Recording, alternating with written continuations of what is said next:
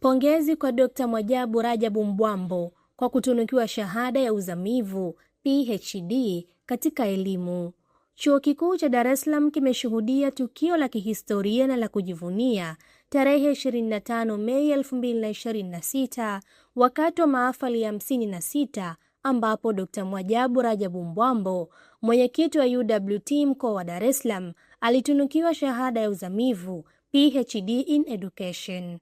Tukio hilo lilipewa hadhi zaidi na uwepo wa Dr. Jakaya Mrisho Kikwete, Rais wa awamu ya 4 wa Jamhuri ya Muungano wa Tanzania na Kansela wa Chuo Kikuu cha Dar es Salaam, ambaye alishuhudia na kumpongeza Dr. Mwajabu kwa hatua hiyo kubwa ya kitaaluma.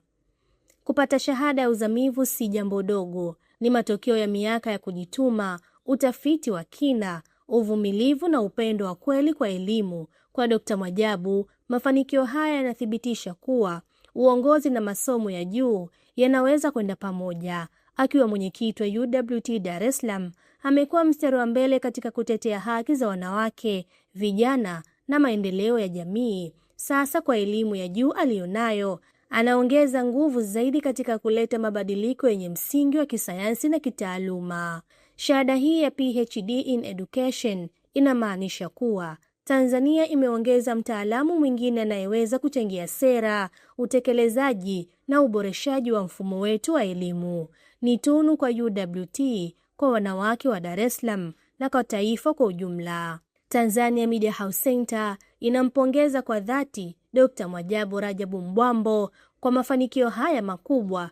Tunaamini kuwa elimu hii itakuwa chombo cha kuleta mageuzi chanya zaidi katika jamii, hasa kwa wale wanaoamini kuwa elimu ndio ufunguo wa maendeleo endelevu. Hongera sana Dr. Mwajabu. Mfano wako unaonyesha kuwa hakuna kikomo kwa mwanamke anayeamua kusoma, kufanya kazi na kutumikia taifa lake. Na sasa tunataka mafanikio yako yawe chachu kwa wengine, kwa kila kijana na mama anayeona habari hii. Dr. Mwajabu amethibitisha kwamba umri, nafasi na majukumu si kisingizio cha kuacha kusoma. Ikiwa yeye akiwa kiongozi mwenye majukumu makubwa ya kisiasa na kijamii aliweza kumaliza PhD, basi nawe unaweza. Acha hii iwe changamoto. Simama, anza, maliza. Taifa linahitaji viongozi na wataalamu wenye maarifa ya juu kama wewe.